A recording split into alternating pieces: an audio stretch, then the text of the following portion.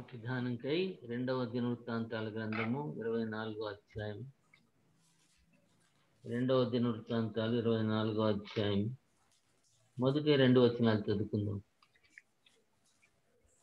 యోవాషు ఏలనారంభించినప్పుడు 7 సంవత్సరముల ఈడుగలవాడై యెరూషలేములో 40 ఏండ్లు ఏలెను. అతని తల్లి బెయేర్షెబా కాపురస్తురాలైన జిబ్యా. యాజకుడైన యెహోయాదా బ్రతికిన దినములన్నీయు యోవాషు యెహోవా దృష్టికి యథార్థముగా ప్రవర్తించెను. ప్రార్థన చేసుకుందాం. ప్రేమగల దేవా, దయగల మా తండ్రి యేసు కృపా వందనాలు చెల్లిస్తున్నాము. నాయన ప్రేమించి మరొక దినాన్ని ప్రసాదించారు, మీకు స్తోత్రాలు చెల్లిస్తున్నాము. దినంలో నాయన మీ తండ్రి మాకు కూడా ఉంచిన కృప, యూదారాజైన యోవాషు జీవితాన్ని జ్ఞాపకం చేసుకుంటుందా కృప మాకు కావలసింది. నాయన తండ్రి మీ వాక్య భాగాలు దయచేయండి కృప, ఏమి నేర్చుకోవాలో మాకు నేర్పించండి నాయన. ఆ రీతిగా మా జీవితాన్ని కట్టి నడిపించమని, ఈ వాక్య భాగాన్ని మాత్రం క్షేమార్థంగా జీవించి పంచిపెట్టమని యేసు ప్రభు నామాన ప్రార్థన చేసి వేడుకుంటున్నాము తండ్రి. కదా చదవబడిన వాక్య భాగంలో మనం చూసినట్లయితే అహజ్యా తర్వాత తన కుమారుడైనటువంటి యోవాషు మరి యూదా వారి మీద 8వ రాజుగా, ఈ వాజ్ ది 8th king 8వ రాజుగా యూదా వారి మీద ఏలుబడి చేస్తున్నట్లుగా మనం చూస్తా ఉన్నాం. యోవాషు మరి అహజ్యా కుమారుడైనటువంటి యోవాషు. వాస్తవంగా జరిగిన సంగతి ఏంటంటే అతల్య ఏలనారంభించారు. అతల్య ఎవరంటే అతల్య ఆహాబు సంతతి వారు. ఆహాబు సంతతికి చెందినటువంటి అతల్య. మరి అతనికి అతల్య ఏం చేసిందంటే యూదా వారి రాజుల సంబంధమైనటువంటి అహజ్యా కుటుంబీకులందరినీ కూడా చంపించింది. అహజ్యా కుమారుల్ని వారందరినీ కూడా చంపించి ఎవరిని కూడా బ్రతకనీయకుండా చేయాలని చెప్పి ఆలోచన చేసింది. కానీ జరిగిన సంగతి ఏంటంటే మరి తన అత్త అయినటువంటి ఆమె ఏం చేసిందంటే యోవాషుని ఏం చేసిందంటే తీసుకుని వెళ్ళిపోయి ఒక గృహంలో దాని దాదితో పాటు ఒక గృహంలో దాచిపెట్టినట్లుగా మనం చూస్తాం. దాచిపెట్టిన తర్వాత మరి 6 సంవత్సరాలు దాచిపెట్టింది. యోవాషును 6 సంవత్సరాలు దాచిపెట్టింది. 7వ సంవత్సరం వచ్చినప్పుడు ఏం చేశాడంటే మన యాజకుడైనటువంటి మరి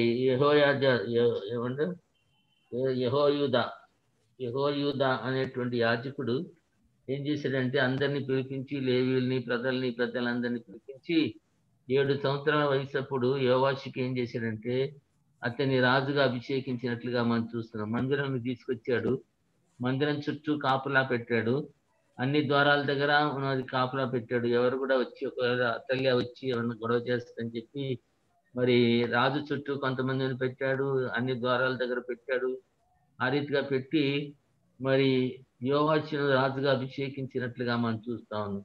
యెహోయూదా యాజకుడు అని యెహోయూదా ఏం చేశాడంటే యోవాషును రాజుగా అభిషేకించాడు. అంతా అతల్య వచ్చింది, అతల్యాన్ని బయటకు తీసుకెళ్లి మందిరం బయట చంపేసినట్లుగా చూస్తా ఉన్నాం. ఆ తర్వాత 7 సంవత్సరాలప్పుడు అతడు రాజుగా యూదా ప్రజలను ఏలనారంభించినట్లుగా మనం చూస్తా ఉన్నాం.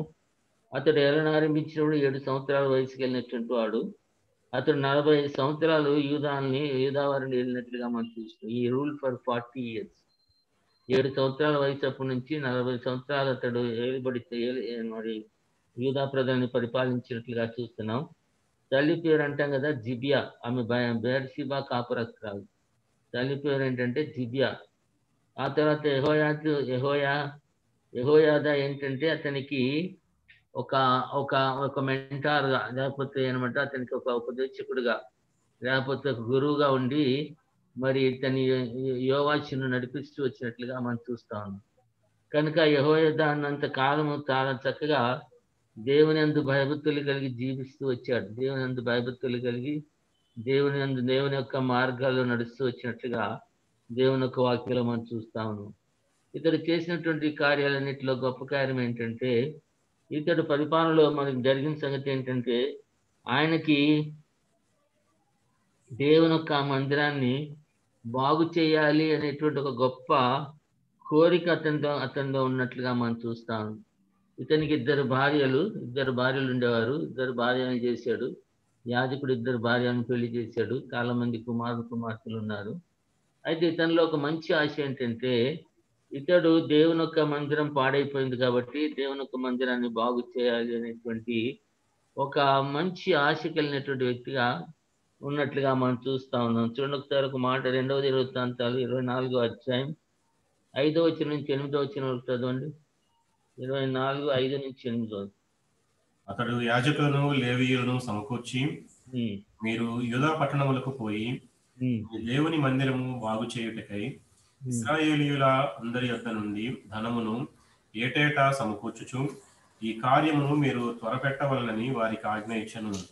వారు దానిని త్వరగా చేయకపోయినందున రాజు ప్రధాన యాజకుడగు యెహోయాదాను పిలిచి, ఆ దుర్మార్గురాలైన అతల్య కుమారులు దేవుని మందిరమును పాడు చేసి యెహోవా మందిర సంబంధమైన ప్రతిష్టోపకరణములన్నిటినీ బయలుదేవత పూజకు ఉపయోగించిరి. సాక్ష్యపు గుడారమును బాగు చేయుటకై యూదాలో నుండి యెరూషలేములో నుండి ఇశ్రాయేలీయుల సమాజకుల చేత యెహోవా సేవకుడైన మోషే నిర్ణయించిన కానుకను లేవీయులతో నీవెందుకు చెప్పి తెప్పించలేదని అడిగను.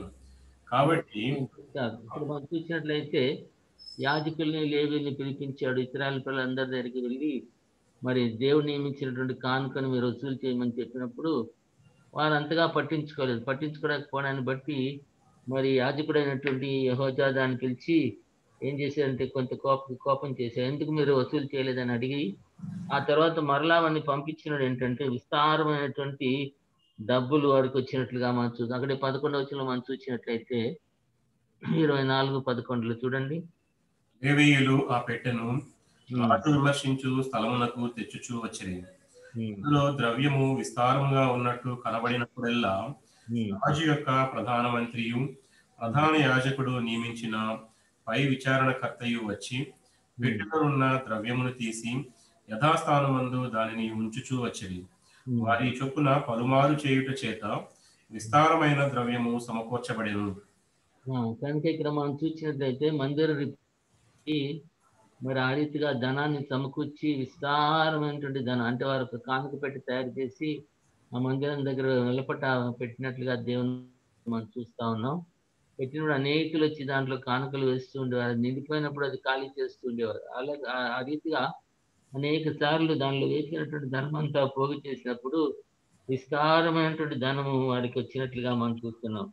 కనుక ఆ విస్తారమైనటువంటి ధనం పనివారిని పిలిచి వారికి ఇచ్చారు.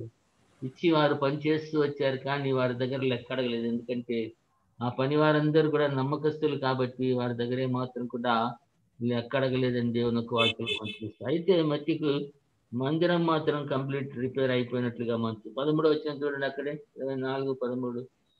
ఇలాగున పనివారు పని జరిగించి సంపూర్తి చేసిరి. వారు దేవుని మందిరమును దాని యథాస్థితికి తెచ్చి దాన్ని బలపరిచిరి. మనం చూసినట్లయితే ఆ మందిరాన్ని ఏంటంటే వారి మందిరాన్ని చక్కగా రిపేర్ చేశారు. యథాస్థితి కంటే ఒరిజినల్ స్టేట్కి దాన్ని తీసుకొచ్చి దాన్ని చక్కగా రిపేర్ చేసినట్లుగా మనం చూస్తా ఉన్నాం. కనుక ఆ రీతిగా అనేకమైనటువంటి కిందికి 14 వచనంలో చూస్తే దానిలో ఉన్నటువంటి వస్తువులన్నీ అంటే మామూలుగా ఈ యొక్క బలి అర్పించేటప్పుడు సామాన్లు కానీ పళ్ళ్యాలు కానీ ఇవన్నీ కూడా ఏం చేశారంటే అతల్య కుమారులు ఏం చేశారు చెప్పండి, వాటన్నిటిని కూడా తీసుకుని వెళ్ళిపోయి పాడు చేసినట్లుగా మనం చూస్తా ఉన్నాం. కనుక వాటన్నిటిని మరలా చేయించినట్లుగా దేవుని యొక్క వాక్యంలో మనం చూస్తాం.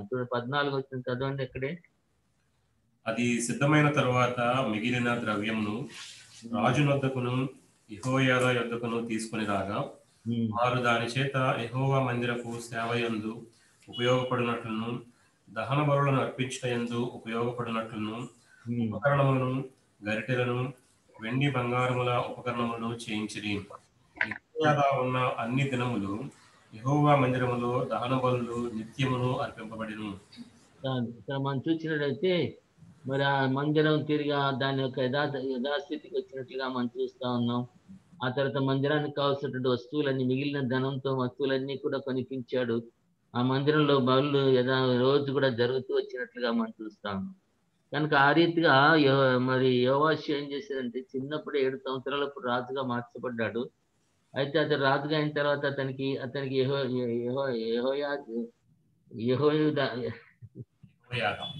యెహోయాదా ఏంటంటే అతనికి మెంటార్గా ఉన్నాడు కాబట్టి చాలా చక్కగా నడిపించాడు. మరి ఆ రీతిగా యెహోయాదాని అనుసరిస్తూ మరి దేవుని యొక్క మార్గాల్లో నడుచుకుంటూ ఆ రీతిగా హెచ్చరిస్తూ వచ్చాడు. ఆయన మార్గాల్లో నడుచుకుంటూ వచ్చినట్లుగా దేవుని యొక్క వాక్యంలో మనం చూస్తాం. అయితే ఎప్పుడైతే యెహోయాదా చనిపోయాడో ఇతని పరిస్థితి మారిపోయినట్లుగా దేవుని యొక్క వాక్యంలో మనం చూస్తాం. అదే 24వ అధ్యాయం 17వ వచనం చదవండి. యెహోయాదా చనిపోయిన తరువాత ఉమ్, యూదా అధిపతులు వచ్చి రాజునకు నమస్కరింపగా రాజు వారి మాటకు సమ్మతించెను. జనులు జనులు తమ పితరుల దేవుడైన యెహోవా మందిరమును విడిచి దేవతా స్తంభములకును విగ్రహములకును పూజ చేసిరి. వారు చేసిన ఈ అపరాధము నిమిత్తము యూదా వారి మీదికిని యెరూషలేము కాపురస్తుల మీదికిని కోపము వచ్చెను. చాలు. ఇక్కడ మనం చూసినట్టయితే ఎప్పుడైతే యెహోయాదా చనిపోయాడో, యాజకుడు చనిపోయిన వెంటనే మరి యూదా ప్రజలందరూ కూడా మరి ఈ రాజు దగ్గరికి వచ్చారట. రాజు దగ్గరికి వచ్చి ఏం మాట్లాడారో మనకు తెలియదు కానీ వారి మాటలు అంగీకరించినట్లుగా దేవుని యొక్క వాక్యంలో మనం చూస్తాం. వారి మాటలు అంగీకరించారు. 18వ వచనంలో మనం చూసినట్టయితే ప్రజలందరూ కూడా ఏంటంటే దేవుని మందిరాన్ని విడిచిపెట్టి, చాలా క్లియర్ గా ఉంటుంది అక్కడ ఏంటంటే యెహోవా మందిరాన్ని విడిచిపెట్టి ఎటు చెప్పండి, మరి విగ్రహాల వైపు తిరిగి విగ్రహారాధన చేస్తూ వచ్చినట్లుగా దేవుని యొక్క వాక్యంలో మనం చూస్తాం. ఇంత భయంకరమైన పరిస్థితి చూడండి. యాజకుడు యెహోయాదా బ్రతికినంత కాలం కూడా చక్కగా నడుచుకుంటూ వచ్చాడు. ఎప్పుడైతే యెహోయాదా చనిపోయినప్పుడు మరి ఆ యూదా పెద్దలు వచ్చి ఏం మాట్లాడారో ఏం చెప్పారో మనకైతే తెలియదు కానీ వారి మాటకు సమ్మతించిన తర్వాత ప్రజలందరూ కూడా ఏమైపోయారంటే దేవుని మందిరాన్ని విడిచిపెట్టి విగ్రహాల వైపు తిరిగి వెళ్ళిపోయినట్లుగా దేవుని యొక్క వాక్యంలో మనం చూస్తా ఉన్నాం. అప్పుడు దేవుడు ఏం చేశాడంటే వారి మీద చాలా కోపం వచ్చింది. యూదా ప్రజల మీద దేవునికి చాలా కోపం వచ్చింది. ఎందుకనమాట, ఆయన మందిరాన్ని విడిచిపెట్టి వారు విగ్రహాల వైపు తిరిగినప్పుడు దేవుడు ఎంత బాధపడి ఉంటాడో మనకు తెలియదు కానీ వారు మాత్రం మొండిగా ఏమైపోయారంటే తిరిగి వెళ్ళిపోయారు. అయితే దేవుడు ఏంటంటే ఎప్పుడు కూడా ఆయన ప్రజల్ని ఆ రీతిగా విడిచిపెట్టేవాడు కాదు కాబట్టి ఒక ప్రవక్తను పంపించారు. ఎవరో ప్రవక్త? జకర్యా ప్రవక్తని పంపించినట్లుగా మనం చూస్తా ఉన్నాం. యేసు ప్రభువారు కూడా జకర్యాని గురించి మాట్లాడతారు. జకర్యాని చంపినటువంటి జకర్యా మొదలుకొని అంటాడు కదా. కనుక ప్రవక్త అయినటువంటి జకర్యాని పంపించాడు. పంపించినప్పుడు జకర్యా వారితో మాట్లాడుతూ వచ్చాడు ఏంటంటే మీరు ఎందుకు ఈ రీతిగా దేవుని విడిచిపెట్టి వెళ్ళిపోయారు, దేవుని వైపు తిరగండి అని చెప్పి వారికి ఇన్స్ట్రక్షన్స్ వారికి చక్కగా బోధ చేయడానికి ప్రవక్త అయిన జకర్యాని పంపించినప్పుడు ఏం చేశారంటే వారు జకర్యా మాట వినకుండా జకర్యా మీద కోప్పడి జకర్యాని పట్టుకుని ఏం చేశారంటే జకర్యాని రాళ్లతో కొట్టి చంపేసినట్లుగా దేవుని యొక్క వాక్యంలో మనం చూస్తాను. చూడండి అక్కడ 18, 19 వచ్చారు. 24, 24 చదవండి. సిరియనులు చిన్న దండుతో వచ్చిన 19 చదవండి. తన వైపునకు వారిని మళ్లించుటకై తన వైపునకు వారిని మళ్లించుటకై యెహోవా వారి యొద్దకు ప్రవక్తలను పంపగా ఆ ప్రవక్తలు వారి మీద సాక్ష్యం పలికిరి గాని వారు చెవియొగ్గక ఉండేది. అప్పుడు దేవుని ఆత్మ యాజకుడకు యెహోయాదా కుమారుడైన జకర్యా మీదికి రాగా అతడు జనుల ఎదుట నిలవబడి మీరెందుకు యెహోవా ఆజ్ఞలను మీరుచున్నారు, మీరు వర్ధిల్లరు, మీరు యెహోవాను విసర్జించినది కనుక ఆయన మిమ్మల్ని విసర్జించి ఉన్నాడని దేవుడు సెలవిచ్చుచున్నాడు అనెను. అందుకు వారు అతని మీద కుట్ర చేసి రాజు మాటను బట్టి యెహోవా మందిరపు ఆవరణం లోపల రాళ్లు రువ్వి అతని చావగొట్టిరి. ప్రవక్తను పంపించాడు. దేవుడు ప్రవక్తను పంపించి మీరు ఆయన వైపు తిరగమని చెప్పి వారికి ఎంతో చక్కగా బోధిస్తున్నప్పటికీ కూడా ఏంటంటే వారు ఏం చేశారు చెప్పండి, దేవుని మీద తిరుగుబాటు చేసి మరి ఆ యొక్క ప్రవక్త మీద కుట్ర చేసినట్టు యెహోయాదా కుమారుడే జకర్యా అతడు వచ్చి ఎంతో భారంతో ప్రజలకి దేవుని యొక్క మీరు ఆయన నుంచి వెళ్ళిపోయారు కాబట్టి మీరు వర్ధిల్లరు, మీ జీవితాలు పాడైపోతాయి, మీరు నష్టపోతారని చెప్పిన విషయాలు అనేక విషయాలు బోధించినప్పటికీ కూడా ఆయన మాట వినకుండా ప్రజలందరూ ఏం చేశారంటే ఆయన మీద కుట్ర పన్ని యెహోవా మందిరం వెలుపట ఆ ఎదురుగుండా ద్వారం దగ్గర ఏం చేశారు చెప్పండి, అతని రాళ్లతో కొట్టి చంపారు. అయితే దేవుని ఒక మాట చాలా భయంకరమైన మాట ఉంది ఏంటి, రాజు దానికి ఏం చేశాడట, సమ్మతించాడట. రాజు ఏం చేశాడంటే దానికి అంటే జకర్యాని చంపడానికి రాజు ఇష్టపడినట్లుగా మనం చూస్తాను. ఒకప్పుడు దేవునందు భయభక్తులు కలిగి దేవుని మందిరాన్ని సిద్ధపరిచి మరి దేవుని మందిరాన్ని రిపేర్ చేసి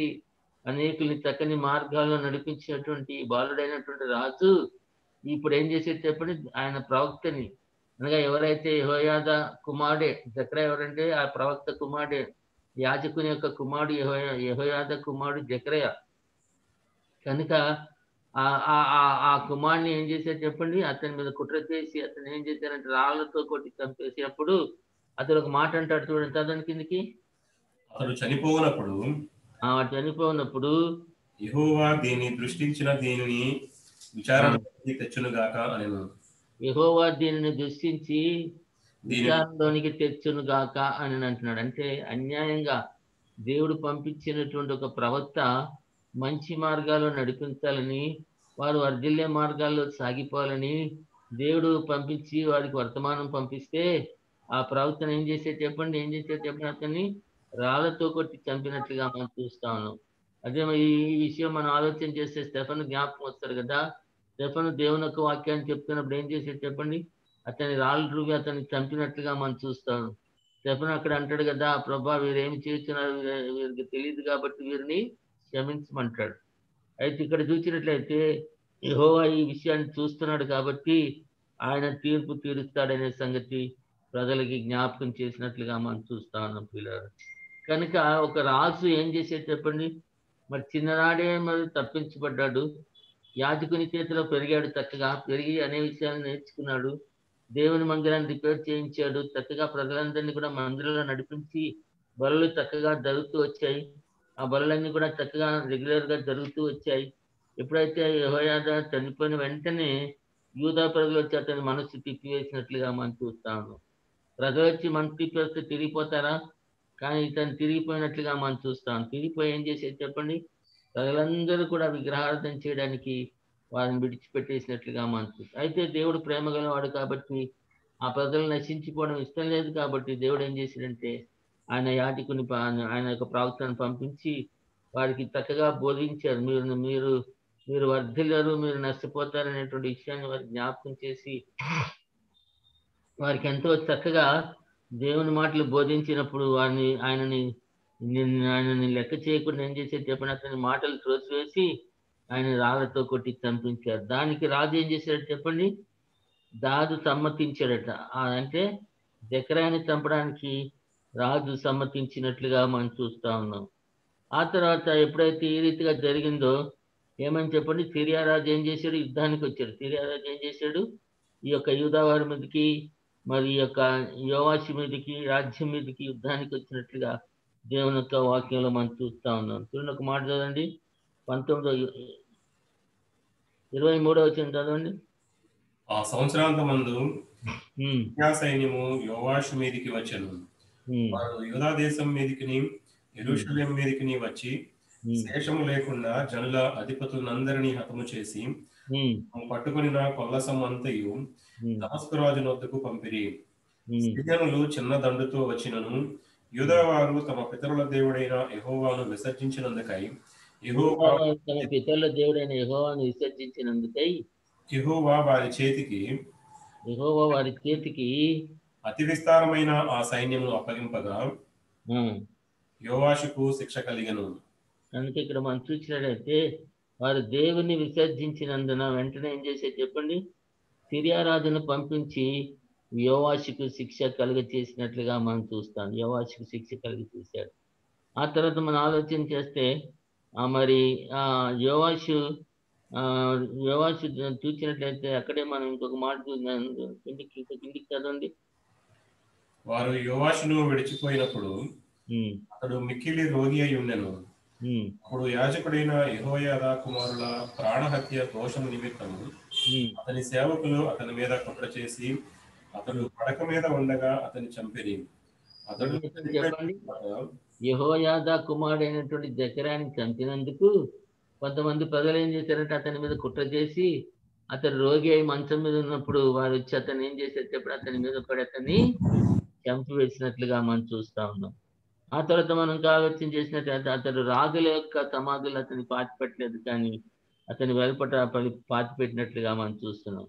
ఆ తర్వాత అతని కుమారుడైన అమజ్య అతనికి బదులుగా రాజు అయినట్లుగా దేవుని యొక్క వాక్యంలో మనం చూస్తాం. కాబట్టి మరి యోవాషుని గురించి మనం ఆలోచన చేసినప్పుడు యోవాషు చిన్న వయసులోనే దేవుడు అతన్ని రాజుగా తయారు చేశాడు.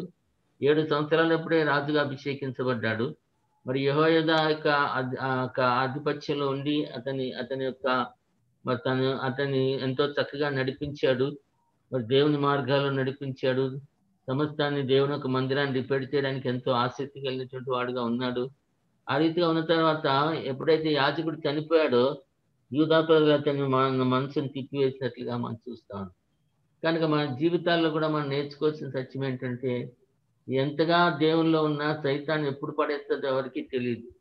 ఎప్పుడు పడేస్తుందో తెలియదు కాబట్టి నిల్చున్నవాడు పడిపోకుండా జాగ్రత్తగా చూసుకోవాలని చెప్పి దేవుని యొక్క వాక్యం ఒక మాట తెలుగుతాం. కాబట్టి మరి చూడండి ఇంతగా పెరిగి ఇంతగా నేర్చుకొని ఇంతగా చేసినటువంటి ఈ వ్యక్తి ఏం చేసేది చెప్పండి, ఆ ప్రజలు చెప్పిన దానికి మరి సమ్మతించి ఏం చేశాడంటే ప్రజలందరినీ కూడా దేవుని యొక్క మార్గాల నుంచి తొలగించి మరి విగ్రహాల వైపు నడిపించినట్లుగా చూస్తా ఉన్నాం. అంతేకాకుండా ఏం చేశాడంటే ప్రవక్త అయినటువంటి జకర్యాని చంపించడానికి అతడు సమ్మతించినట్లుగా మనం చూస్తాం. ఎంత భయంకరం చెప్పండి.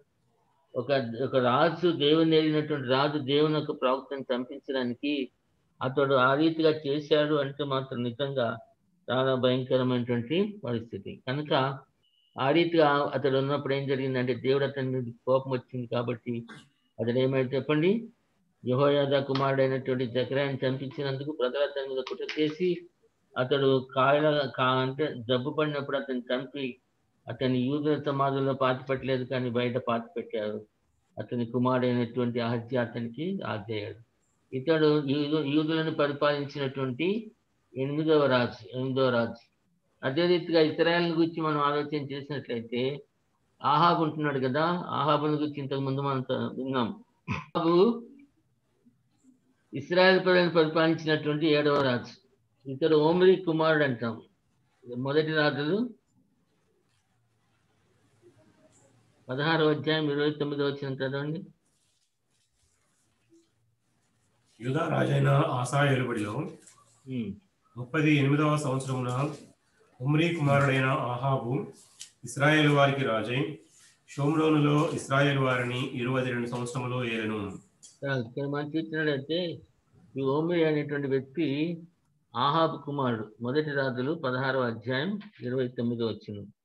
కనుక ఇతడు ఓమ్రీ కుమారుడు. ఓమ్రీ కూడా చాలా భయంకరమైనటువంటి వ్యక్తి.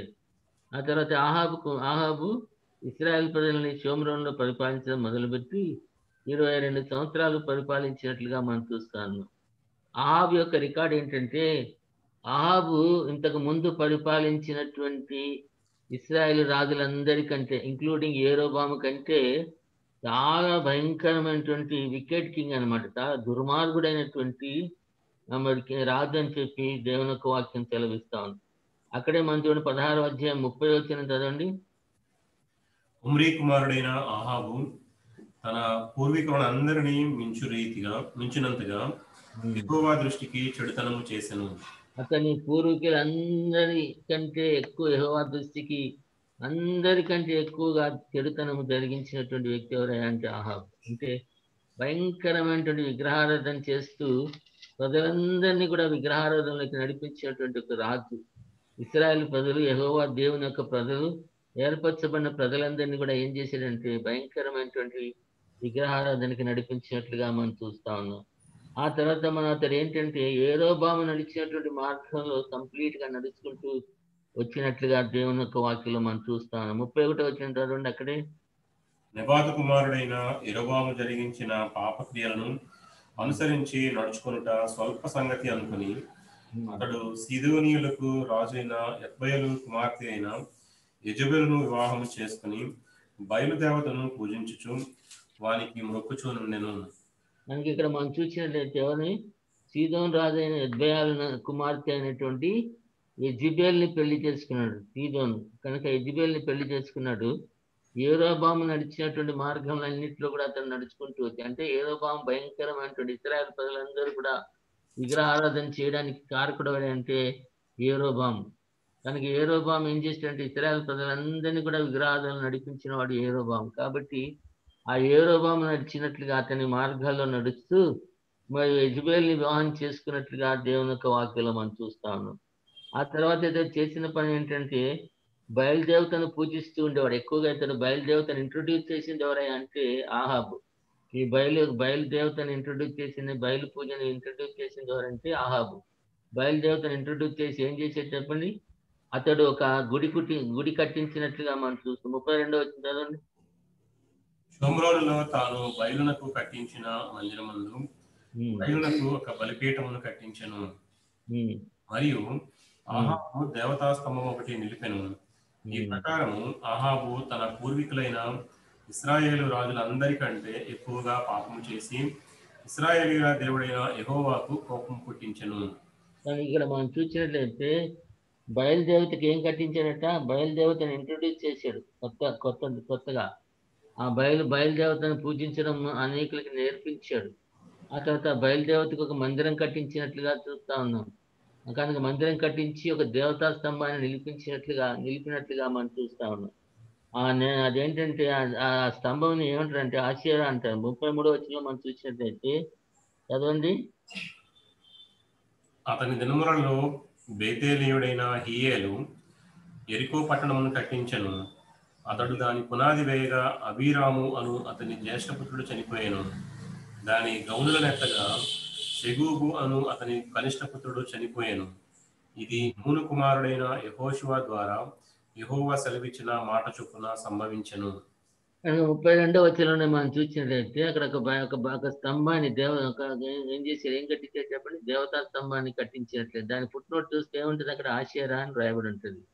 కనుక అటు బయలుని ఇటు ఆశేరా రెండు కొత్త దేవతల్ని చేసి వారిని పూజించడానికి మరి వారిని పూజించేటట్టుగా ఇశ్రాయేలు ప్రజలందరినీ కూడా నడిపించినట్లుగా దేవుని యొక్క వాక్యంలో మనం చూస్తున్నాం. ఈ రీతిగా భయంకరంగా చేస్తూ దేవుని యొక్క కోపాన్ని అతని మీదకి తెప్పించుకున్నాడు. భయంకరమైనటువంటి ఆ దుర్మార్గపు పనులు చేసినటువంటి వ్యక్తులు ఆహాబు ముఖ్యుడు. కనుక ఆ రీతిగా దుర్మార్గ పనులు చేస్తూ దేవుని కోపాన్ని తెప్పిస్తూ దేవుని కోపాన్ని అతని మీద తెప్పించుకుంటూ అతడు ఆ రీతిగా జీవిస్తూ ఉన్నట్లుగా మనం చూస్తా ఉన్నాం. 34, 35 వచనాల్లో మనం చూసినట్లయితే చూడండి. ఎప్పుడైతే 34, 35 ఏం చూస్తున్నా చెప్పండి? అతని కాలంలో ఏం చేశారంటే యెరికో పట్టణానికి పునాది వేస్తే జ్యేష్ఠ కుమారుడు చనిపోయాడు. ద్వారబంధం ఉంటే కనిష్ఠ కుమారుడు చనిపోయాడు. దేవుని యొక్క ప్రవచనం నెరవేర్చబడినట్లుగా దేవుని యొక్క వాక్యంలో మనం చూస్తా ఉన్నాం. ఆ తర్వాత అతడు ఏంటంటే చదివితే మనం చూసినట్లయితే మొదటి రాజులు మనం చూస్తే 18వ అధ్యాయంలో మనం చూసినట్లయితే మరి ఆహాబుని ఎవరు ఎదుర్కొంటారో చెప్పండి? ప్రవక్త అయిన ఎలీషా ఎదుర్కొని అంటాడు కదా, ఇదిగో 3.5 సంవత్సరాలు అసలు వర్షం కురవదని చెప్పినట్లుగా మనం చూస్తా ఉన్నాం. కనుక దేవుడు కోపం అతని మీద మండి ఇశ్రాయేలు ప్రజల మీద మండి ఆకాశాన్ని మూసివేసినట్లుగా దేవుని యొక్క వాక్యంలో మనం చూస్తాం.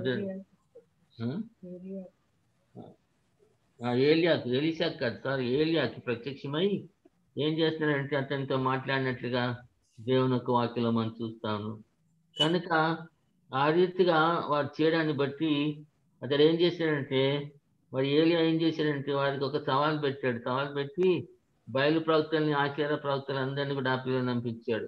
ఆ మొదటి రాజులు 18వ అధ్యాయం 17 నుంచి చదివినట్లయితే కొన్ని మాటలు మనకు కనబడతాయి. చూడండి, కొన్ని మాటలు చదవండి. ఆహాబు ఏలియాను చూచి ఇశ్రాయేలు వారిని శ్రమ పెట్టువాడవు నీవే కావా అని అతనితో అనగా అతడు నేను కాను, యెహోవా ఆజ్ఞలను గైకొనక బయలుదేవతను అనుసరించు నీవును నీ తండ్రి ఇంటి వారును ఇశ్రాయేలు వారిని శ్రమ పెట్టువారై ఉన్నారు. అయితే ఇప్పుడు నీవు ఇశ్రాయేలు వారినందరినీ యెజబేలు పోషించుచున్న బయలుదేవత ప్రవక్తలు 450 మందిని ఆషేరాదేవి ప్రవక్తలైన 400 మందిని నా యొద్దకు కర్మేలు పర్వతమునకు పిలువనుమని చెప్పాను. అహాబు ఇశ్రాయేలు వారందరి యొద్దకు దూతలను పంపి ప్రవక్తలను కర్మేలు పర్వతమునకు సమకూర్చెను. అక్కడ మనం చూసినట్లయితే అందరినీ కూడా బయలుదేవత ప్రవక్తలు 400 మంది, ఆషేరా దేవత ప్రవక్తలు 450 మంది, ఇశ్రాయేలు ప్రజలందరినీ కూడా ఆ కర్మేలు పర్వతానికి పిలిపిస్తాడు. పిలిపించిన తర్వాత అక్కడికి వచ్చినప్పుడు ఏం చేస్తాడంటే ఏలియా ప్రవక్త ఒక ఛాలెంజ్ చేస్తాడు. ఎన్నాళ్ళ మట్లకు 18వ అధ్యాయం 21వ వచనంలో మనం చూస్తాం. మొదటి రాజుల 2వ రాజు 18 18:21లో మనం చూస్తే ఏమంటాడంటే, ఎంతవరకు మీరు రెండు రెండు రెండు తలంపుల మధ్య మీరు తడబడతా ఉంటారు. యెహోవా దేవుడైతే యెహోవా దేవుడిని అనుసరించండి. బయలుదేవత అయితే బయలుదేవతను అనుసరించండి అని చెప్పి వారికి ఒక ఛాలెంజ్ పెడతాడు. ఏంటంటే, మీరు ఒక బలిపీఠం కట్టండి. దాని మీద ఒక పశువుని పెట్టండి.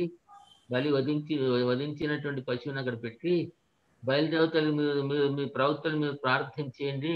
మీ బయలుదేవతే నిజమైన దేవుడైతే ఆయన ఆకాశం నుండి అగ్ని పంపించి ఈ పశువుని బలిపీఠాన్ని కాల్చివేస్తాడన్నాడు. అని లేకపోతే నేను చేస్తాను, నేను ప్రార్థన చేసిన పని జరిగితే యెహోవా దేవుడు, మీరు చేస్తే మీ బయలుదేవుడే నిజమైన దేవుడు అని ఒక ఛాలెంజ్ పెట్టి వారికి ఆ రీతిగా పెట్టినప్పుడు ఏం జరిగింది చెప్పండి? వాళ్ళు పొద్దునుంచి సాయంత్రం వరకు ఆ యొక్క ప్రవక్తలు ఒకటే ఎంత మొరపెట్టినా, అరిచినా అనేక రకాలుగా మరి ఎంతో మొరపెట్టారు కానీ ఏమాత్రం జరగలేదు. ఏమీ జరగలేదు. కాబట్టి ఏం జరిగిందంటే ఆ తర్వాత జరిగిన సంగతి ఏంటంటే మరి ఏలియా ప్రార్థన చేసినప్పుడు ఆకాశం నుండి అగ్ని దిగి వచ్చి ఆ యొక్క అప్పుడు అంతకుముందు ఏం చేస్తాడంటే దాని నిండా నీళ్లు నింపుతాడు. ఎన్ని సార్లు 3 సార్లు నీళ్లు నింపిస్తాడు. ఆ కందకం అంతా కూడా నింపుతాడు. నింపిన తర్వాత తాను ప్రార్థన చేసిన జరిగిన సంగతి ఏంటంటే ఆకాశం నుండి అగ్ని దిగి వచ్చి ఆ బలి పశువుని, బలిపీఠాన్ని, బుగ్గిని, నీళ్ళని సమస్తాన్ని కూడా దహించి వేసినట్లుగా. అప్పుడు ఇశ్రాయేలు ప్రజలు అంటారు కదా, యెహోవాయే దేవుడు అంటాడు. యెహోవా దేవుడే నిజమైన దేవుడు అని చెప్పి వారి అక్కడ ప్రూవ్ చేసినట్లుగా మనం దాన్ని బట్టి ఏం జరిగిందంటే ఇంతమంది ప్రవక్తలను చంపేసినందుకు యెజెబెల్ కోపం వచ్చి దేవుని ప్రవక్తలందరినీ కూడా చంపడం ప్రారంభించింది. కనుక ఆ రీతిగా ఆ బయలుదేవత ప్రవక్తలు, ఆచార ప్రవక్తలందరినీ కూడా అక్కడ ఒక్కరిని కూడా తప్పించుకోకుండా వారందరినీ ఏలియా చంపించినట్లుగా మనం చూస్తా ఉన్నాం. ఈ తర్వాత జరిగిన సంగతి ఏంటంటే మరి దేవుని కోపము మరి ఆ ఆహాబ్ మీద వచ్చింది కాబట్టి వారి మీదకి బెన్హదద్ అనేటువంటి ఒక రాజుని పంపిస్తాడు. సిరియా రాజు అయినటువంటి బెన్హదద్ అని పంపిస్తాడు.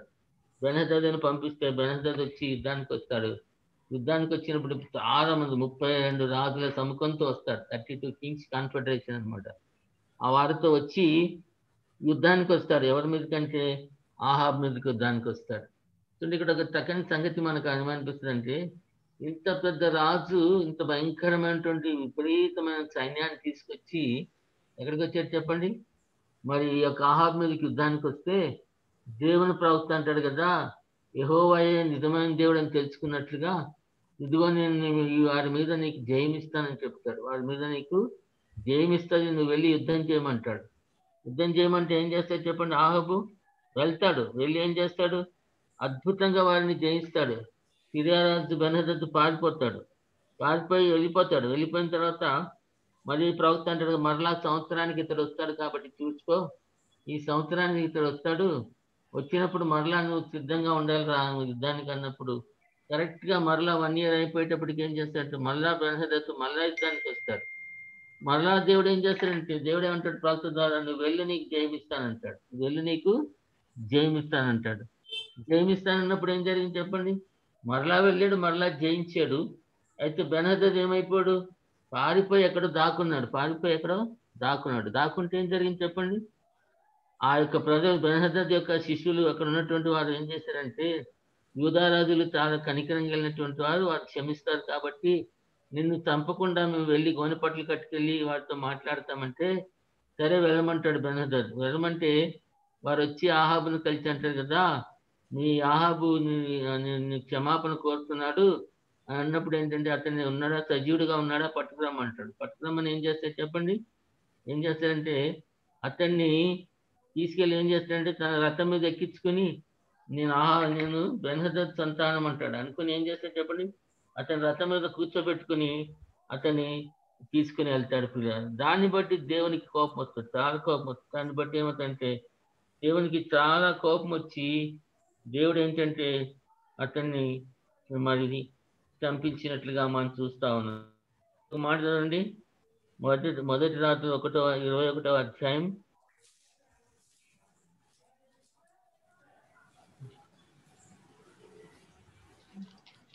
1 నుంచి చదవండి.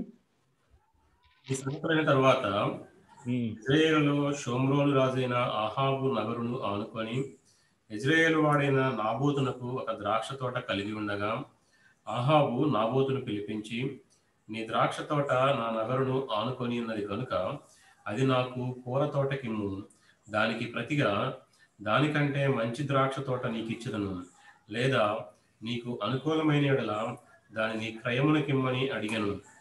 అక్కడ మనం చూసినట్లయితే అతని అతని తోటను ఆనుకొని, ఇంటిని ఆనుకొని నాబోతు అనేటువంటి ఒక పేదవాడి యొక్క పొలం ఉంటుంది. ఆ పొలాన్ని ఏమని అడుగుతాడంటే, ఆహాబు అడుగుతాడు కదా, నీ పొలాన్ని నాకు ఇచ్చేసి కూరగాయలు పండించుకుంటాను, నీకు వేరేది ఇస్తాను. వాడు అంటాడు కదా, నా పితరులది అది, నేను దాన్ని ఇవ్వను అని చెప్పి అన్నప్పుడు కోపం వచ్చి ఏం చేస్తాడంటే వెళ్ళి మూతి మూసుకొని పండుకుంటాడు. పండుకొని ఎవరితో మాట్లాడకపో ఎందుకు విచారంగా ఉన్నావు అంటే, నాబోతు పొలం ఏమంటే ఇయ్యలేదంటే అదెంతటి పని, నేను నీకు ఇప్పిస్తానని చెప్పి ఒక తాకీదు రాసి ఏం చేసింది చెప్పండి, ఇశ్రాయేల్ పెద్దలకు పంపించి నాబోతుని పిలిపించి ఉపవాస దినం ప్రకటించి ఏం చేయమని చెప్పండి, నాబోతు మీద ఇద్దరు దుర్మార్గులైనటువంటి సాక్షుల్ని పెట్టి అబద్ధ సాక్ష్యం పలికించి నాబోతుని రాళ్లతో కొట్టి చంపించమని. అదే రీతిగా ఇశ్రాయేల్ పెద్దలందరూ కూడా ఏం చేశారంటే ఉపవాస దినం ప్రకటించి ఇద్దరు పనికిమాలినటువంటి యొక్క సాక్షుల్ని పెట్టి నాబోతు మీద తప్పుడు సాక్ష్యాన్ని పలికించి నాబోతుని అందరూ కూడా రాళ్లతో కొట్టి చంపించినట్లుగా అది దేవునికి చాలా కోపం వచ్చినట్లుగా దేవుని యొక్క వాక్యంలో మనం చూస్తా ఉన్నాం. కాబట్టి అప్పుడు దేవుని యొక్క ఏలియా ప్రవక్త వచ్చి ఒక మాట అంటాడు చూడండి, మొదటి రాజులు 21వ అధ్యాయం 17 నుంచి చదవండి. మొదటి రాజులు 21వ అధ్యాయం 17 వచ్చిన నుంచి. అప్పుడు యెహోవా వాక్కు అయిన ఏలియాకు ప్రత్యక్షమై ఇలాగు సెలవిచ్చెను, నువ్వు లేచి షోమ్రోనులోనున్న ఇశ్రాయేలు రాజు అయిన అహాబును ఎదుర్కొనుటకు బయలుదేరము. నాబోతు యొక్క ద్రాక్ష తోటలో ఉన్నాడు, అతడు దానిని స్వాధీనపరచుకొనబోయెను. నీవు అతని చూచి ఇలాగూ ప్రకటించుము, యెహోవా సెలవిచ్చినదేమనగా, దీన్ని స్వాధీనపరచుకొనవలెనని నీవు నాబోతును చంపితేవి కదా.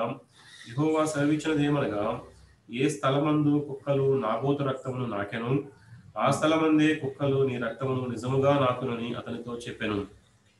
అంతటా అహాబు ఏలియాను చూచి, నా పగవాడ, నీ చేతిలో నేను చిక్కుబడితినా అని పలుకగా ఏలియా ఇట్లనెను, యెహోవా దృష్టికి కీడు చేయుటకు నిన్ను నీవే అమ్ముకొని ఉన్నావు గనుక నా చేతిలో నీవు చిక్కితివి. అందుకు యెహోవా ఇలాగు సెలవిచ్చెను, నేను నీ మీదికి అపాయము రప్పించెదను, నీ సంతతి వారిని నాశనము చేతును, అల్పులేమి ఘనులేమి ఇశ్రాయేలు వారిలో అహాబు పక్షమున ఎవరునూ లేకుండా పురుషులందరినీ నిర్మూలము చేతును.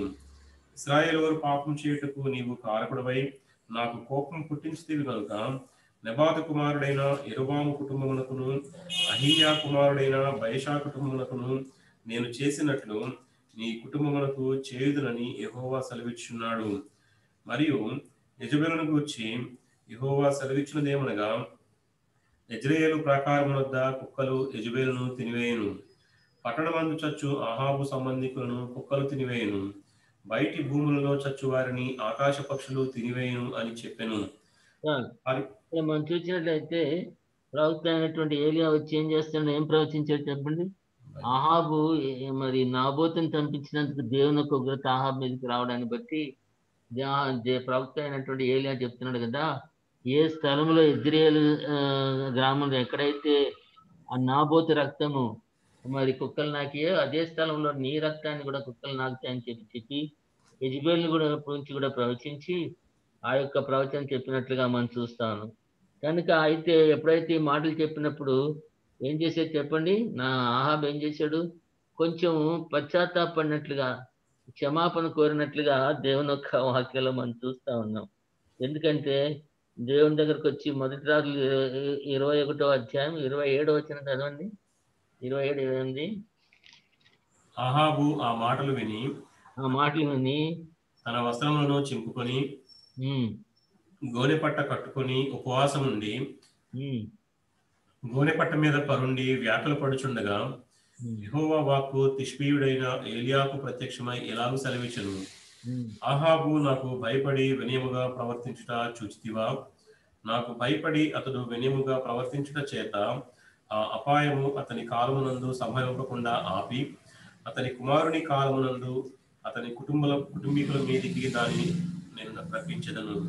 కనుక ఇక్కడ మనం చూసినట్లయితే ఎప్పుడైతే నువ్వు ఈ రీతిగా చనిపోతావు, నీ రక్తం కుక్కలు నాకుతాయని చెప్పినప్పుడు భయపడిపోయి గోనె పట్టు కట్టుకొని వస్త్రాలు చింపుకొని మరి దేవుని సంధిలో ఉండి ప్రార్థన చేసినప్పుడు దేవుడు అతని ప్రార్థన విని ఏం చేసి చెప్పండి, ఆ యొక్క తీర్పుని పోస్ట్పోన్ చేశాడు. పోస్ట్పోన్ చేసి అతని కాలంలో కాకుండా అతని కుమారుని కాలంలో అది జరుగుతుందని చెప్పినట్లుగా మనం చూస్తా ఉన్నాం. కనుక ఆ రీతిగా మనం ఆలోచన చేసినట్లయితే అప్పటికి కూడా దేవుడు ఎంతో కృపగలవాడు. మరి ఆహాబు భయంకరమైనటువంటి దుర్మార్గుడిగా జీవిస్తున్నప్పటికీ, భయంకరంగా దుర్మార్గంగా ప్రవర్తిస్తున్నప్పటికీ, భయంకరమైన విగ్రహాలను జరిగిస్తూ బయలుదేవత అషేరా దేవతలకి ప్రతిమ కట్టించి ఎంతో ప్రజలందరినీ కూడా తప్పు మార్గంలో నడిపిస్తున్నప్పటికీ కూడా 3 ఛాన్సెస్ ఇచ్చాడు. మొట్టమొదటిగా మరి ఆ యొక్క బెన్హదద్తో యుద్ధం చేసినప్పుడు దేవుడు మరి ఆహాబుకి మరి జయమిచ్చినట్లుగా చూస్తున్నాం. జయమిచ్చాడు అంటే కనీసం నేను జయమిస్తే నేనే దేవుడిని, నేను గొప్ప దేవుడిని నా వైపు తిరుగుతాడేమో అని చెప్పి మరి ఆహాబుకి ఒక ఛాన్స్ ఇచ్చాడు. అయితే ఆహాబు ఏమాత్రం కూడా మారినట్టు కనబడలేదు. రెండోసారి కూడా ఛాన్స్ ఇచ్చాడు. రెండోసారి కూడా జయమిచ్చాడు. జయమిస్తే మరి బెన్హదద్ పారిపోయి ఎక్కడో ఉండి మనుషుల్ని పంపి నన్ను క్షమించమన్నప్పుడు అతన్ని తీసుకురమ్మని చెప్పి ఏం చేశాడు చెప్పి రథం మీద ఎక్కించుకున్నాడు. ఎవరైతే శత్రువు, ఎవరైతే చంపవలసింది, ఎవరైతే ప్రజల్ని మరి ఎంతో మంది చంపడానికి వచ్చాడో దేవుడు తప్పించినప్పుడు దేవుని వ్యతిరేకమైనటువంటి మనిషిని ఏం చేశాడంటే అతని రథం మీద ఎక్కించుకొని మన బెన్హదద్తో ఆహాబు ఎంతో స్నేహం కలిగి నా సహోదరుడని, నేను నీవాడినని అనేకమైనటువంటి మాటలు మాట్లాడుతూ అతన్ని చంపకుండా తీసుకెళ్ళినట్లుగా మనం చూస్తాము. కనుక ఈ రీతిగా ఇక్కడ చూసినట్లయితే మరి ఇక్కడ గోనె పట్టు కట్టుకోగానే ఆ శిక్ష కూడా దేవుడు తప్పించి, అంటే ఎంత ఘోర పాపినైనా సరే దేవుడు ప్రేమిస్తున్నాడని ఆయన ఏదో ఒక రీతిగా ఆ వ్యక్తికి కావాల్సినటువంటి ఒక ఏమిస్తారు చెప్పండి, ఒక ఛాన్స్ దేవుడు ఇస్తాడు. తప్పక ప్రతి మానవునికి కూడా దేవుడు ఒక ఛాన్స్ ఇస్తాడు. ఏంటంటే ఆయన గొప్ప దేవుడని, ఆయన ప్రేమగల దేవుడని, ఆయన రక్షించే దేవుడని, ఆయన ప్రార్థనలు ఆలకించే దేవుడని, ఆ రీతిగా దేవుడు తను గొప్పతనాన్ని రుజువుపరుచుకొని ఆ రీతిగా ప్రజల వైపు తిరుగుతారేమో అని చెప్పి ప్రతి వారికి కూడా దేవుడు ఒక ఛాన్స్ ఇస్తాడు. కానీ ఆహాబులాగా ఆ ఛాన్సెస్ అన్ని కూడా ఒకవేళ ఎవరైనా నిర్లక్ష్యం చేసి ఆ యొక్క అవకాశాలన్నింటినీ పోగొట్టుకున్నట్లయితే వారి జీవితానికి మిగిలేదంతా ఏంటంటే నాశనమేనని చెప్పి, నరకమేనని చెప్పి జ్ఞాపకం చేసుకోవాలి. ఆహాబుకు 3 సార్లు దేవుడు అటువంటి చూపించాడు, కానీ ఆహాబు ఏం చేశాడు చెప్పండి, దేవుని వైపు తిరగకుండా జీవించాడు. ఆ తర్వాత 22వ అధ్యాయము మొదటి 22వ అధ్యాయం మొదటి 4 వచనాలు చదవండి. సిరియనులను ఇశ్రాయేలు వారును 3 సంవత్సరములు ఒకరితో ఒకరు యుద్ధము జరిగింపక మానిరి. 3వ సంవత్సరమందు యూదా రాజైన యెహోషాపాతు బయలుదేరి ఇశ్రాయేలు రాజు వద్దకు రాగా, ఇశ్రాయేలు రాజు తన సేవకులను పిలిపించి, రామోత్ గిలాదు మనదని మీరు అడుగుదురు, అయితే మనము సిరియా రాజు చేతిలో నుండి దాన్ని తీసుకొనక ఊరకున్నామని చెప్పి, యుద్ధము చేయుటకు నాతో కూడా నీవు రామోత్ గిలాదునకు వచ్చదవా అని యెహోషాపాతును అడిగెను. అందుకు యెహోషాపాతు, నేను నీవాడని, నా జనులు నీ జనులే, నా గుర్రములను నీ గుర్రములని అని ఇశ్రాయేలు రాజుతో చెప్పాను. చూసినట్లయితే మరి యెహోషాపాతు యూదారాజు ఏం చేశాడు, మనం యెహోషాపాతుని గురించి ఆలోచన చేస్తున్నాడు మాట మనం జ్ఞాపకం చేసుకున్నాం. ఆహాబుతో మంది ఏం చేశాడు, ఫ్రెండ్షిప్ చేసి ఏం చేశాడు చెప్పండి, ఆహాబు దగ్గరికి వెళ్ళినప్పుడు ఆహాబు అన్నాడు కదా, రామోత్ గిలాదు మనదే, అయితే అది సిరియా రాజు చేతిలో ఉంది కాబట్టి అతని దగ్గర నుంచి మనం దాన్ని విడిపించడానికి యుద్ధానికి వెళ్దామంటే, సరే వెళ్దాం, నేను నీవాడనే అంటాడు యెహోషాపాతు. కనుక ఆ రీతిగా అన్నప్పుడు ఏం చేస్తారంటే, నీవు నీ నీ నీ రాజవస్త్రాలు ధరించుకొని నేను మామూలు వస్త్రాలు మారువేషం వేసుకుంటానని చెప్పి వారిద్దరు యుద్ధానికి వెళ్ళారు. యుద్ధానికి వెళ్ళినప్పుడు మరి యెహోషాపాతు మీద బాణాలు వేయడానికి ప్రజలు వచ్చినప్పుడు యెహోషాపాతు ఏం చేస్తాడు, దేవునికి ప్రార్థన చేసి మొరపెడతాడు. అయ్యో నేను రాజును కాదన్నప్పుడు వారు అతన్ని విడిచిపెట్టి అనుకోకుండానే బాణం వేసినప్పుడు ఆ బాణం ఎవరు తగులుతుంది చెప్పండి, ఆహాబుకు తగిలి ఆహాబు ఏమైపోతాడంటే ఆ రథం మీదే సాయంకాలం మరణించినట్లుగా మనం చూస్తా ఉన్నాం. ఆ రీతిగా మరణించిన తర్వాత అతని రక్తము ఆ యొక్క ఏంటనమాట, ఆ రథంలోనే రక్తం అంతా కారిపోయింది కాబట్టి ఆ రథం తీసుకొచ్చి ఆ యొక్క మరి ఆ నాబోతు పొలం దగ్గర ఉన్నప్పుడు అక్కడ కడుగుతున్నప్పుడు కుక్కలు వచ్చి ఆ రక్తాన్ని నాకినట్లుగా దేవుని యొక్క వాక్యంలో మనం చూస్తా ఉన్నాం. కనుక ఆ రీతిగా ఆహాబు చనిపోయినట్లుగా దేవుని యొక్క వాక్యంలో మనం చూస్తా ఉన్నాం. ఆహాబు చనిపోయాడు. ఈ మధ్యలో ఎంతో జరుగుతుంది. మీకాయ ప్రవక్తలు వస్తారు, మరి యెహోషాపాతు అంటాడు కదా, మరి యుద్ధానికి వెళ్ళడానికి ఇక్కడ ఏమైనా ప్రవక్తలు ఉన్నారా, వెళ్దామా వద్దా అని మనం కన్సల్ట్ చేయడానికి ప్రవక్తలు ఎవరైనా ఉన్నారా అంటే కొంతమంది ప్రవక్తలు ఉన్నారు, కానీ వాడు ఎప్పుడు నాకు వ్యతిరేకంగానే ప్రవచనం చేస్తారంట. ఆ రీతిగా మీకాయ వచ్చి చెప్పినప్పుడు, మీకాయ చెప్పిన మాటలు విన్నప్పుడు ఏంటంటే ఏం చేస్తారు చెప్పండి? మీకాయని చెంప మీద కొడతారు, అతన్ని కొట్టి అతని మాట నమ్మరు. అయితే మీకాయ అంటాడు కదా, ఏమంటాడు మీకాయ?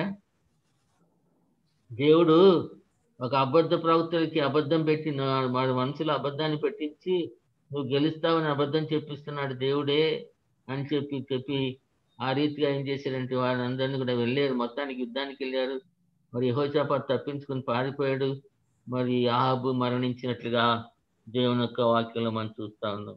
ఆ తర్వాత మనం చూసినట్లయితే 2వ రాజులు 10వ అధ్యాయం 1వ వచనంలో మనం చూసినట్లయితే 70 మంది కుమారులను కూడా చంపినట్లుగా దేవుని యొక్క వాక్యంలో మనం చూస్తాం. చదవండి ఒకసారి.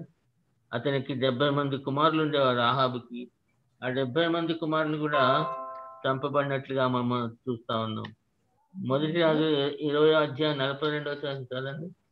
1 Kings 20:42 చదవండి.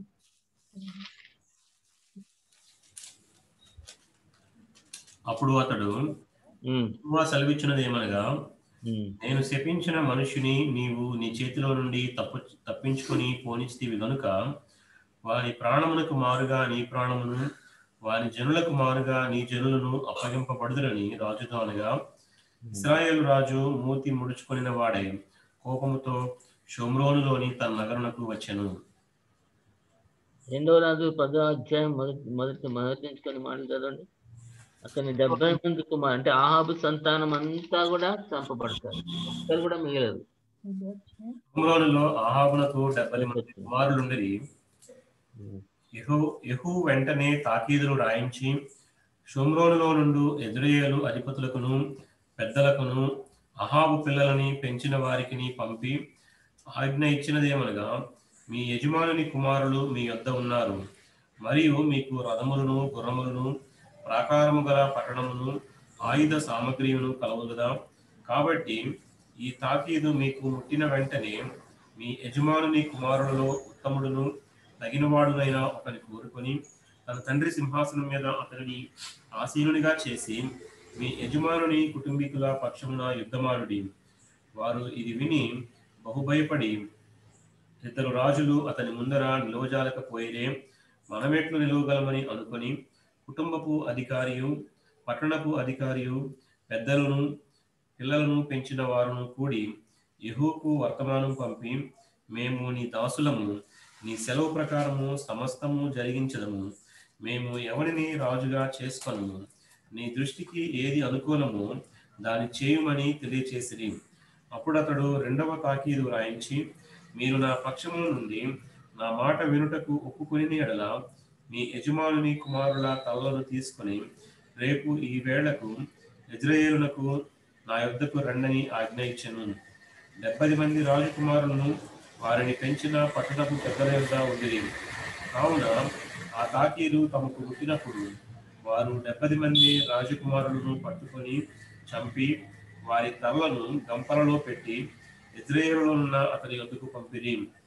దూత అతని యొద్దకు వచ్చి రాజకుమారుల తలలు వచ్చినవని చెప్పగా అతడు ఉదయం వరకు ద్వారము బయటి స్థలమందు వాటిని 2 కుప్పలుగా వేయించుడెను.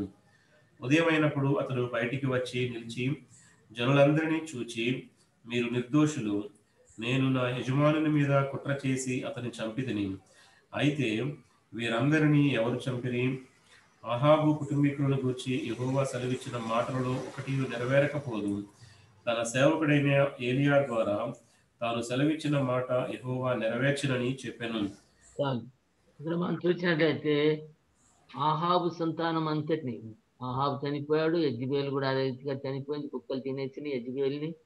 ఆ తర్వాత మరి 70 మంది కుమారులు కూడా మొత్తం ఆ కుటుంబం అంతా కూడా తీసివేయబడినట్లుగా, ఆ కుటుంబం అంతా కూడా మరి ఏమైపోయింది, నశించిపోయినట్లుగా మనం చూస్తా ఉన్నాం పిల్లలు. కాబట్టి ఇవాళ ఆహాబు యొక్క జీవితాన్ని మనం చూసినప్పుడు ఆహాబు రాజుగా ఇశ్రాయేలు మీద రాజుగా అభిషేకించబడినప్పటికీ కూడా అతడు తన యొక్క పొజిషన్, తనకున్నటువంటి స్థితిని దేవునికి ఇష్టంగా వాడకపోవడాన్ని బట్టి, బహుభయంకరమైనటువంటి దుర్మార్గంగా ప్రవర్తించడాన్ని బట్టి, దేవుడు అతన్ని అనేక సార్లు అనేకమైనటువంటి అవకాశాలు ఇచ్చినప్పటికీ సద్వినియోగం చేసుకోకుండా దేవునికి వ్యతిరేకంగానే జీవిస్తూ వచ్చాడు కాబట్టి, అతడు, అతని కుటుంబం, అతని బిడ్డలందరూ కూడా బహుభయంకరంగా చనిపోయినట్లుగా దేవుని యొక్క వాక్యంలో మనం చూస్తాం. బహుభయంకరంగా చనిపోయారు.